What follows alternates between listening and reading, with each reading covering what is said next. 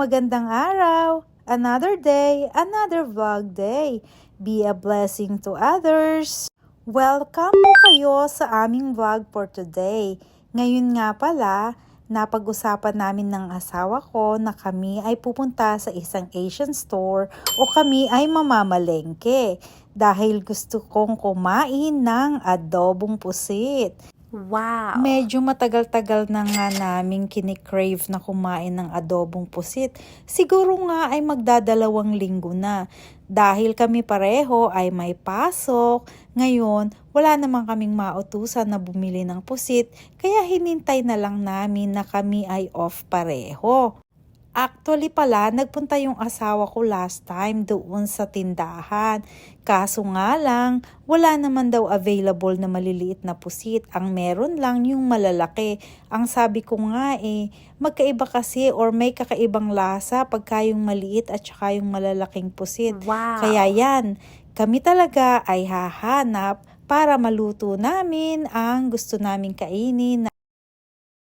Tara po, samahan nyo kami. Yan nga po pala, napakaganda ng panahon. Wow! Parang napakasarap maglakad-lakad sa labas. Pero ngayong araw na to, kami nga ay hindi muna naglakad-lakad sa labas ng bahay. Dahil yung asawa ko, siya naman ay nag-gym kanina. Pag maganda kasi ang araw, di ba nakaka-relax at saka nakakasaya. Maaliwalas ang panahon kaya napakasarap mag-drive or gumala at mamasyal. Di po ba pag ganyan ng panahon? Mainit nga lang pero kahit papano matitiis pa naman ang init. At saka uminom na lang tayo ng maraming tubig. Nang sa ganon ay hindi naman tayo ma-dehydrate. Tara, samahan nyo kami. Joyride tayo!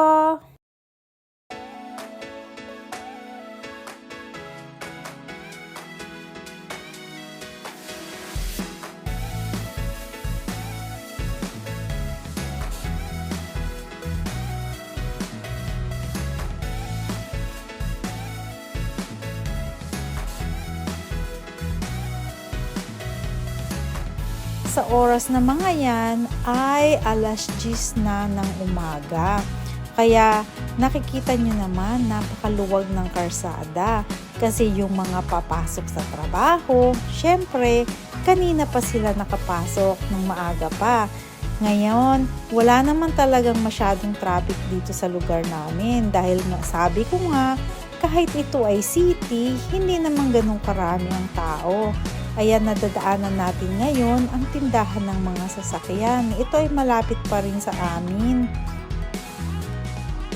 Ayan, bago tayo makarating doon sa tindahan o kaya sa tinatawag kong palengke, siguro aabuti ng mga 10 minutes dahil nga minsan pahinto-hinto dahil sa mga traffic lights.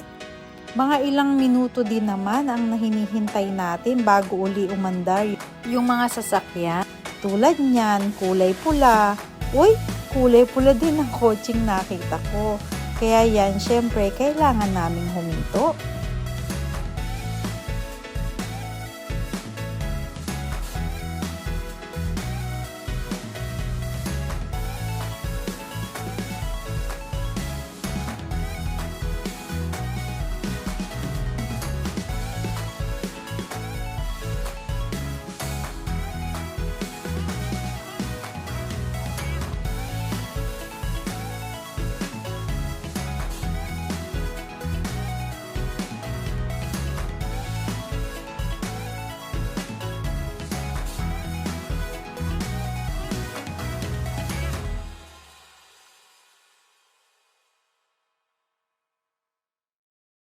Ayan, hindi pa rin tayo nakakarating doon sa interstate o kaya yung ating expressway. Pero ayan, napakaliwalas talaga ng panahon. Di po ba't nakakatuwa at nakaka-relax? Uy, siya nga pala. Kayo ay laging welcome dito sa aking vlog. At ako ay masayang masaya kung kayo po ay makakapag-comment at nang malaman ko naman kung kayo ay taga saan. Maraming pong salamat. Sana po ay hindi kayo magsawa. Ayan, patuloy ang ating pagmamaneho. Ay, hindi pala ako ang nagmamaneho. Patuloy ang asawa ko sa kanyang pagmamaneho at ako naman ay patuloy na kumukuha ng video para po meron akong maipakita sa inyo.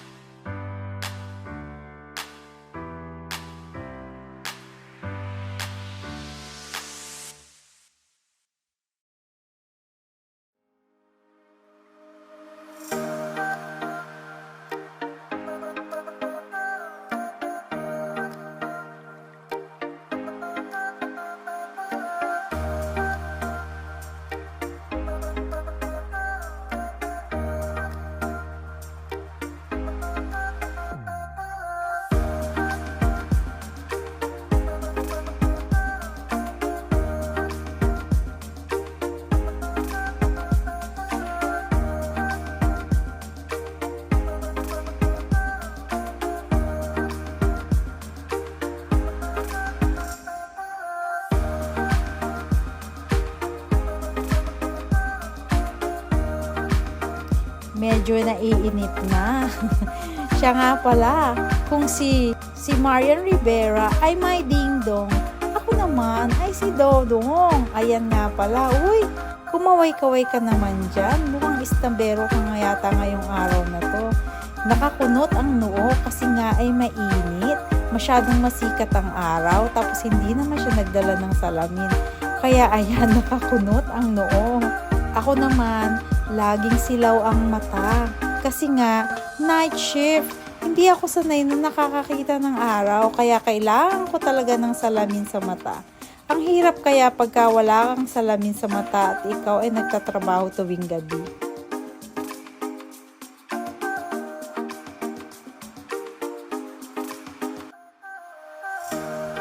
Maluwag pa rin ang karsada kasi nga hindi masyadong marami ang sasakyan dahil weekdays ngayon. Dito pala sa paligid-ligid dito, maraming mga kainan. Kung nakita nyo na daan-daanan namin ay mga kainan at maliliit na mga tindahan.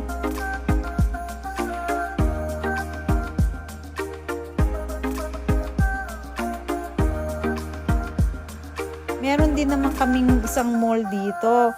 Pero syempre, ang Asian store hindi naman nandoon sa mall. Tsaka sa mall, wala naman tindahan ng groceries.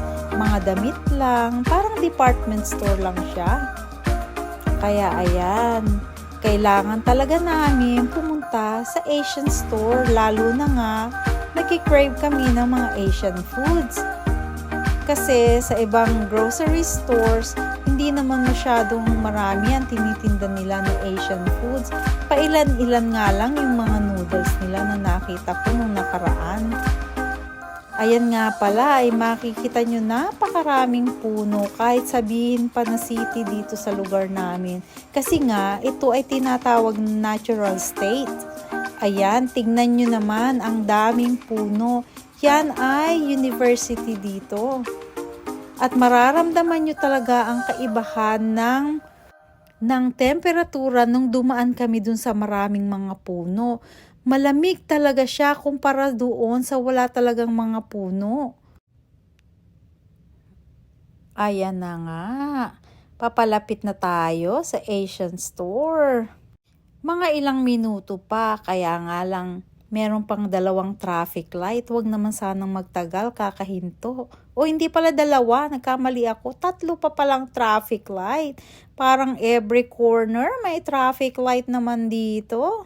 Siyempre, pag nag-red, kailangan mong tumigil kahit na walang sasakyan.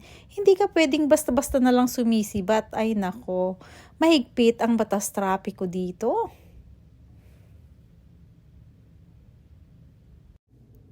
Sabi ko nga, ay ilang minuto pa bago tayo makarating. Ayan, malapit na talaga. Isang liko na lang at makakarating na rin tayo sa parking lot. Yan, nakaliko na pala kami. Siyempre, isa pa talagang liko. Nakikita nyo ba yan, yung parking lot na yan? Ayan, isang liko ay napakalaking parking Malapit lot. na malapit Marami na namang talaga. mga tindahan dyan na pwede kang mag-park. Tatapat ka lang naman dun sa store na gusto mong puntahan. Eto na nga, kakanan na kami at makikita nyo na ang store na pupuntahan namin. Uy, ang ganda ng panahon at maluwag ang parking lot. Sino ba naman ang hindi matutuwa, di ba? Ang daling humanap ng pagpaparkingan na malapit. Ayan, magpapark na tayo. Ayan pala, nakababa na siya ng sasakyan. Samahan niyo po kami ngayon, pumasok tayo sa tindahan na ito. Tingnan natin kung ano ang pwede nating mabili. Siyempre, napakaraming pwedeng bilhin. Yun nga lang, pera lang ang kulang. Kaya kung ano lang ang pasok sa budget natin. Tara, samahan niyo kami.